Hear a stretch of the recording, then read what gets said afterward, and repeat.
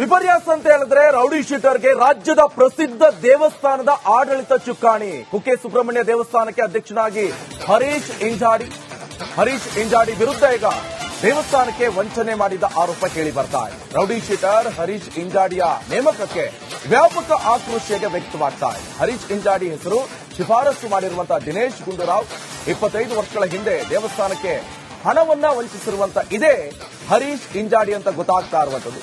ಸದ್ಯ ಸುಳ್ಯ ಪೊಲೀಸ್ ಠಾಣೆಯಲ್ಲಿ rowdy sheeter ಆಗಿದೆ ಈತ. ಪ್ರಸ್ತುತ ರೌಡಿ ಶೀಟರ್ ಹರೀಶ್ ಇಂಜಾಡಿ ಎಲ್ಲ ಮಾಹಿತಿಯನ್ನ ಮರೆಮಾಚಿ ಅಧ್ಯಕ್ಷ ಸ್ಥಾನಕ್ಕೆ ಅರ್ಜಿಯನ್ನ ಸಲ್ಲಿಸಿದ್ದಾನೆ ಹರೀಶ್ ಅಂತ ಗೊತ್ತಾಗ್ತಾ ಇದೆ. ಅಲ್ಲ ಉಸ್ತುವಾರಿ ಸಚಿವರಾದಂತಹ ದಿನೇಶ್ ಗುಂಡೂರಾವ್ ವಿರುದ್ಧ ಕ್ಷೇತ್ರದ ಭಕ್ತರು ಆಕ್ರೋಶವನ್ನು ವ್ಯಕ್ತಪಡಿಸ್ತಾ ಇದ್ದಾರೆ. ನಾನು ಶಿಫಾರಸು ಮಾಡಿಲ್ಲ ಅಂತ ಜಾರಿಕೊಂಡಿದ್ದಾರೆ ಈಗ ಉಸ್ತುವಾರಿ ಸಚಿವ ದಿನೇಶ್ ಗುಂಡೂರಾವ್. ಮುಜರಾಯಿ ಇಲಾಖೆ ಸಚಿವರ ಜೊತೆ ಮಾತನಾಡುವುದಾಗಿ ಈಗ ಸಚಿವರು ಹೇಳ್ತಾ ಇದ್ದಾರೆ. ಹಾಗಾದ್ರೆ ಇವರ ಹಿನ್ನೆಲೆ ಏನು ಎತ್ತ ಯಾವುದು ಕೂಡ ಹಾಗಾದ್ರೆ ನೋಡಲ್ವಾ? ಯಾರೋ ಒಬ್ರು ಅರ್ಜಿ ಹಾಕ್ಬಿಟ್ರೆ ಹಾಗಾದ್ರೆ ಅವ್ರನ್ನ ಅಧ್ಯಕ್ಷ ಮಾಡಿಬಿಡ್ತಾರೆ. ಅವರ ಪೂರ್ವಪರ ಏನು ಗೊತ್ತಾಗಲ್ವಾ? ಹಾಗಾದ್ರೆ ಅದ್ರ ಬಗ್ಗೆ ಒಂಚೂರಾದ್ರೂ ಡೀಟೇಲ್ಸ್ ಅನ್ನೇ ಕಲೆ ಹಾಕಲ್ಲ ಅಂತ ಹೇಳಿದ್ರೆ ವಿಪರ್ಯಾಸವೇ ಸರಿ. ಈ ಬಗ್ಗೆ ಮಾತಾಡ್ತಾರೆ ನನ್ನ ಕಲೀಗ್ ದಿನೇಶ್ ಕಾಶಿಪಟ್ನ, ನೇರ ಸಂಪರ್ಕದಲ್ಲಿ ಜಾಯ್ನ್ ಆಗಿದ್ದಾರೆ. ದಿನೇಶ್, ಈಗಾಗಲೇ ನೋಡ್ತಾ ಇದ್ವಿ, ಒಂದ್ ಕಡೆ ಉಸ್ತುವಾರಿ ಸಚಿವರು ಯಾವುದೋ ಒಂದು ಸಬೂಬನ್ನು ಕೊಟ್ಟು ಜಾರ್ಕೊಂಡ್ಬಿಟ್ರು. ಹಾಗಾದ್ರೆ ಇವರು ಒಂದು ಅರ್ಜಿ ಹಾಕ್ತಾರೆ, ಇದರಲ್ಲಿ ರೌಡಿ ಶೀಟರ್ ಅಂತ ಗೊತ್ತಿದೆ, ಅಲ್ಲಿರೋರಿಗೆ ಗೊತ್ತಿರುವಂತ ವಿಚಾರ, ಅಷ್ಟು ಗೊತ್ತಿದ್ರ ಮೇಲೂ ಮತ್ತೆ ಅಧ್ಯಕ್ಷ ಸ್ಥಾನ ಕೊಡ್ತಾರೆ ಅಂತ ಹೇಳಿದ್ರೆ ಏನಾಗ್ತಾ ಇದೆ? ಹಾಗಾದ್ರೆ ಏನ್ ಸಂದೇಶ ಕೊಡುತ್ತೆ ಹಾಗಾದ್ರೆ ಇದೇ ಕಾಂಗ್ರೆಸ್ ಸರ್ಕಾರ? ಏನ್ ಹೇಳ್ತಾರೆ ಈಗ ಭಕ್ತರು?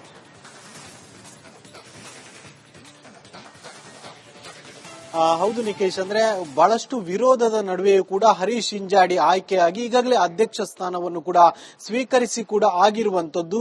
ಈ ಬಳಿಕವೂ ಕೂಡ ಮತ್ತಷ್ಟು ವಿರೋಧಗಳು ಕೂಡ ಕೇಳಿ ಬರ್ತಾ ಇರುವಂತದ್ದು. ಆಯ್ಕೆಯ ಪೂರ್ವದಲ್ಲೂ ಕೂಡ ಒಂದಷ್ಟು ವಿರೋಧಗಳಿತ್ತು. ಅಂದ್ರೆ ಅವರ ಹೆಸರು ಕೇಳಿ ಬಂದಂತಹ ಹಿನ್ನೆಲೆಯಲ್ಲಿ ಆ ಊರಿನವರು ರಾಮಲಿಂಗ ರೆಡ್ಡಿ ಅವರಿಗೆ ಪತ್ರ ಬರೆದು ಆಕ್ರೋಶವನ್ನು ಕೂಡ ವ್ಯಕ್ತಪಡಿಸಿದ್ರು. ಅಂದ್ರೆ ಹರೀಶ್ ಇಂಜಾಡಿಯ ಹಿಂದೆ ಬಹಳಷ್ಟು ಕೇಸ್ಗಳಿದೆ, ಆ ದೇವಸ್ಥಾನಕ್ಕೆ ಚೆಕ್ ಬೌನ್ಸ್ ಆರೋಪ ಕೂಡ ಇದೆ ಮತ್ತು ಇವರ ಬಂಧನ ಕೂಡ ಆಗಿತ್ತು. ಹೀಗಾಗಿ ಹಿನ್ನೆಲೆ ಒಂದಷ್ಟು ಸರಿ ಇಲ್ಲ, ಹೀಗಾಗಿ ಇವರನ್ನು ಆಯ್ಕೆ ಮಾಡಬಾರದು ಅನ್ನುವಂತಹ ವಿಚಾರದಲ್ಲಿ ರಾಮಲಿಂಗ ರೆಡ್ಡಿ ಅವರಿಗೆ ಪತ್ರ ಬರೆದಿದ್ರು ಕೂಡ ಮತ್ತು ಆಕ್ರೋಶಗಳು ಕೂಡ ಕೇಳಿ ಬಂದಿತ್ತು. ಆಕ್ರೋಶದ ನಡುವೆಯೇ ಹರೀಶ್ ಇಂಜಾಡಿ ಅವರನ್ನು ಆಯ್ಕೆ ಮಾಡಿ ಈಗಾಗಲೇ ಅಧ್ಯಕ್ಷ ಸ್ಥಾನವನ್ನು ಕೂಡ ನೀಡಲಾಗಿದೆ. ಅಧ್ಯಕ್ಷ ಸ್ಥಾನ ನೀಡಿದ ನಂತರವಷ್ಟೇ ಬಹಳಷ್ಟು ದೊಡ್ಡ ಮಟ್ಟಿನಲ್ಲಿ ಆಕ್ರೋಶ ಕೂಡ ಕೇಳಿ ಬರ್ತಾ ಇದೆ. ಬಿಜೆಪಿಯವರು ಕೂಡ ಆಕ್ರೋಶವನ್ನು ಕೂಡ ಹೊರಹಾಕ್ತಿದ್ದಾರೆ. ಜೊತೆಗೆ ಸಾಮಾಜಿಕ ಜಾಲತಾಣಗಳಲ್ಲಿ ಕೂಡ ಆಕ್ರೋಶ ಇರುವಂತದ್ದು. ಅಂದ್ರೆ ಈ ಹಿಂದೆ ಸುಹಾಸ್ ಶೆಟ್ಟಿ ಹತ್ಯೆ ಪ್ರಕರಣದ ಸಂದರ್ಭದಲ್ಲಿ ಕಾಂಗ್ರೆಸ್ನವರು ಸುಹಾಸ್ ಶೆಟ್ಟಿ ರೌಡಿ ಶೀಟರ್, ಹೀಗಾಗಿ ಆತನ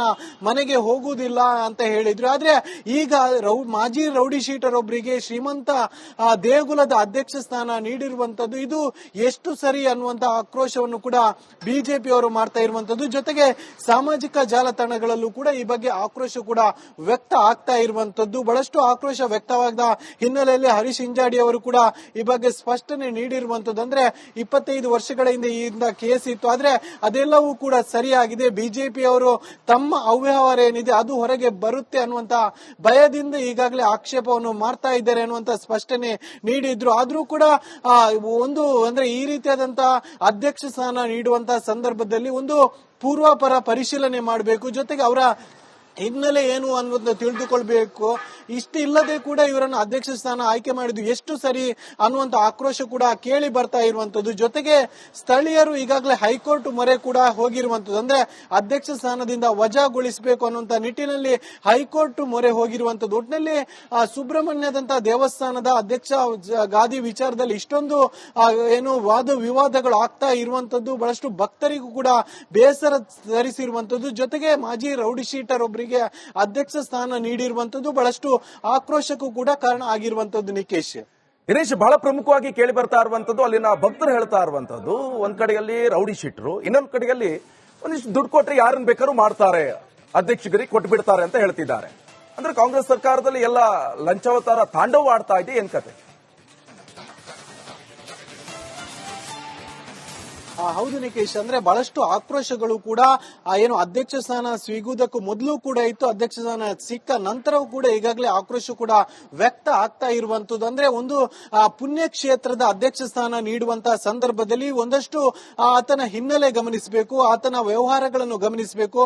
ಆದ್ರೆ ಇದೆಲ್ಲವುಗಳನ್ನು ಕೂಡ ಗಾಳಿಗೆ ತೂರಿ ಮಾಜಿ ರೌಡಿ ಶೀಟರ್ ಓರ್ವನಿಗೆ ಈ ರೀತಿಯಾಗಿ ಅಧ್ಯಕ್ಷ ಸ್ಥಾನ ನೀಡಿರುವಂತದ್ದು ಎಷ್ಟು ಸರಿ ಅನ್ನುವಂತ ಆಕ್ರೋಶ ಕೂಡ ಕೇಳಿ ಬಂದಿರುವಂತದ್ದು. ಜೊತೆಗೆ ದೇವಸ್ಥಾನಕ್ಕೆ ಒಂದು ಹಣ್ಣುಕಾಯಿ ಟೆಂಡರ್ ವಿಚಾರದಲ್ಲಿ ವಂಚಿಸಿದ್ರು, ಜೊತೆಗೆ ಬಂಧನ ಕೂಡ ಆಗಿದ್ರು. ಇಂಥವರಿಗೆ ಅಂದ್ರೆ ದೇವಸ್ಥಾನಕ್ಕೆ ವಂಚಿಸಿದವರಿಗೆ ಅಧ್ಯಕ್ಷ ಸ್ಥಾನ ನೀಡುವುದು ಎಷ್ಟು ಸರಿ ಅನ್ನುವಂತ ಆಕ್ರೋಶ ಕೂಡ ವ್ಯಕ್ತ ಆಗ್ತಾ ಇರುವಂತದ್ದು. ಜೊತೆಗೆ ಕಾಂಗ್ರೆಸ್ ಪಕ್ಷದ ವಿರುದ್ಧ ಕೂಡ ಆಕ್ರೋಶ ವ್ಯಕ್ತ ಆಗ್ತಾ ಇರುವಂತದ್ದು. ಯಾಕಂದ್ರೆ ಈ ಹಿಂದೆ ಸುಹಾಸ್ ಶೆಟ್ಟಿ ಹತ್ಯೆ ಪ್ರಕರಣದಲ್ಲಿ ಸುಹಾಸ್ ಶೆಟ್ಟಿಯನ್ನು ರೌಡಿ ಶೀಟರ್ ಅಂತ ಕರೆದಿದ್ರು ಮತ್ತು ಆ ರೌಡಿ ಶೀಟರ್ ಮನೆಗೆ ಹೋಗುದಿಲ್ಲ ಅಂತ ಹೇಳಿದ್ರು. ಆದ್ರೆ ಈಗ ಮಾಜಿ ರೌಡಿ ಶೀಟರ್ ಒಬ್ಬರಿಗೆ ಅಧ್ಯಕ್ಷ ಸ್ಥಾನ ನೀಡಿರುವಂತದ್ದು ಕಾಂಗ್ರೆಸ್. ಹೀಗಾಗಿ ಬಹಳಷ್ಟು ಆಕ್ರೋಶ ಕೂಡ ವ್ಯಕ್ತ ಆಗ್ತಿರುವಂತದ್ದು. ಭಕ್ತರು ಕೂಡ ಒಂದಷ್ಟು ಬೇಸರವನ್ನು ವ್ಯಕ್ತ ಪಡಿಸ್ತಾ ಇರುವಂತದ್ದು. ಅಂದ್ರೆ ಪುಣ್ಯಕ್ಷೇತ್ರದಲ್ಲಿ ಅಧ್ಯಕ್ಷ ಸ್ಥಾನ ನೀಡಬೇಕಾದ್ರೆ ಒಂದಷ್ಟು ಒಳ್ಳೆಯ ಹಿನ್ನೆಲೆ, ಒಳ್ಳೆಯ ಬ್ಯಾಕ್ ಗ್ರೌಂಡ್ ಇದ್ದವರಿಗೆ ಅಧ್ಯಕ್ಷ ಸ್ಥಾನ ನೀಡುವುದು ಸೂಕ್ತ. ಆದ್ರೆ ಇಂಥವರನ್ನು ಅಧ್ಯಕ್ಷ ಸ್ಥಾನ ನೀಡಿದ್ರೆ ಮುಂದೆ ಯಾವ ರೀತಿ ಆಗ್ಬೋದು ಅನ್ನುವಂತ ಒಂದಷ್ಟು ಆಕ್ರೋಶ ಕೂಡ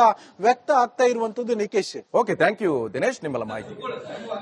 ವಿಪರ್ಯಾಸ ಅಂತ ಹೇಳಿದ್ರೆ ರೌಡಿ ಶೀಟರ್ಗೆ ರಾಜ್ಯದ ಪ್ರಸಿದ್ಧ ದೇವಸ್ಥಾನದ ಆಡಳಿತ ಚುಕ್ಕಾಣಿ. ಕುಕ್ಕೆ ಸುಬ್ರಹ್ಮಣ್ಯ ದೇವಸ್ಥಾನಕ್ಕೆ ಅಧ್ಯಕ್ಷನಾಗಿ ಹರೀಶ್ ಇಂಜಾಡಿ ವಿರುದ್ಧ ಈಗ ದೇವಸ್ಥಾನಕ್ಕೆ ವಂಚನೆ ಮಾಡಿದ ಆರೋಪ ಕೇಳಿ ಬರ್ತಾ ಇದೆ. ರೌಡಿ ಶೀಟರ್ ಹರೀಶ್ ಇಂಜಾಡಿಯ ನೇಮಕಕ್ಕೆ ವ್ಯಾಪಕ ಆಕ್ರೋಶ ವ್ಯಕ್ತವಾಗ್ತಾ ಇದೆ. ಹರೀಶ್ ಇಂಜಾಡಿ ಹೆಸರು ಶಿಫಾರಸು ಮಾಡಿರುವಂತಹ ದಿನೇಶ್ ಗುಂಡೂರಾವ್ 25 ವರ್ಷಗಳ ಹಿಂದೆ ದೇವಸ್ಥಾನಕ್ಕೆ ಹಣವನ್ನ ವಂಚಿಸಿರುವಂತಹ ಇದೇ ಹರೀಶ್ ಇಂಜಾಡಿ ಅಂತ ಗೊತ್ತಾಗ್ತಾ ಇರುವಂತದ್ದು.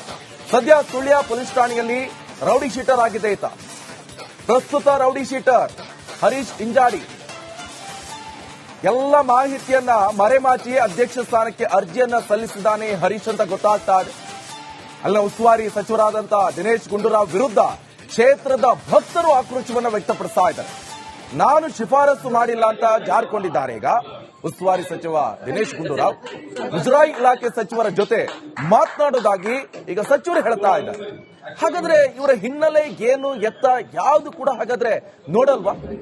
ಯಾರೋ ಒಬ್ರು ಅರ್ಜಿ ಹಾಕ್ಬಿಟ್ರೆ ಹಾಗಾದ್ರೆ ಅವ್ರನ್ನ ಅಧ್ಯಕ್ಷ ಮಾಡಿಬಿಡ್ತಾರೆ. ಅವರ ಪೂರ್ವಪರ ಏನು ಗೊತ್ತಾಗಲ್ವಾ? ಹಾಗಾದ್ರೆ ಅದ್ರ ಬಗ್ಗೆ ಒಂಚೂರಾದ್ರೂ ಡೀಟೇಲ್ಸ್ ಅನ್ನೇ ಕಲೆ ಹಾಕಲ್ಲ ಅಂತ ಹೇಳಿದ್ರೆ ವಿಪರ್ಯಾಸವೇ ಸರಿ. ಈ ಬಗ್ಗೆ ಮಾತಾಡ್ತಾರೆ ನನ್ನ ಕಲೀಗ್ ದಿನೇಶ್ ಕಾಶಿಪಟ್ನ ನೇರ ಸಂಪರ್ಕದಲ್ಲಿ ಜಾಯ್ನ್ ಆಗಿದ್ದಾರೆ. ದಿನೇಶ್, ಈಗಾಗಲೇ ನೋಡ್ತಾ ಇದ್ವಿ, ಒಂದ್ ಕಡೆ ಉಸ್ತುವಾರಿ ಸಚಿವರು ಯಾವುದೋ ಒಂದು ಸಬೂಬನ್ನು ಕೊಟ್ಟು ಜಾರ್ಕೊಂಡ್ ಬಿಟ್ರು.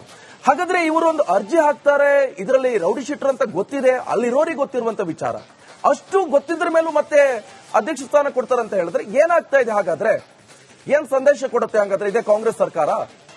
ಏನ್ ಹೇಳ್ತಾರೆ ಈಗ ಭಕ್ತರು?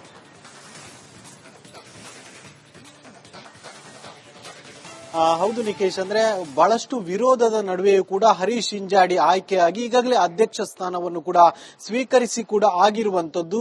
ಈ ಬಳಿಕವೂ ಕೂಡ ಮತ್ತಷ್ಟು ವಿರೋಧಗಳು ಕೂಡ ಕೇಳಿ ಬರ್ತಾ ಇರುವಂತದ್ದು. ಆಯ್ಕೆಯ ಪೂರ್ವದಲ್ಲಿಯೂ ಕೂಡ ಒಂದಷ್ಟು ವಿರೋಧಗಳಿತ್ತು. ಅಂದ್ರೆ ಅವರ ಹೆಸರು ಕೇಳಿ ಬಂದಂತಹ ಹಿನ್ನೆಲೆಯಲ್ಲಿ ಆ ಊರಿನವರು ರಾಮಲಿಂಗ ರೆಡ್ಡಿ ಅವರಿಗೆ ಪತ್ರ ಬರೆದು ಆಕ್ರೋಶವನ್ನು ಕೂಡ ವ್ಯಕ್ತಪಡಿಸಿದ್ರು. ಅಂದ್ರೆ ಹರೀಶ್ ಇಂಜಾಡಿಯ ಹಿಂದೆ ಬಹಳಷ್ಟು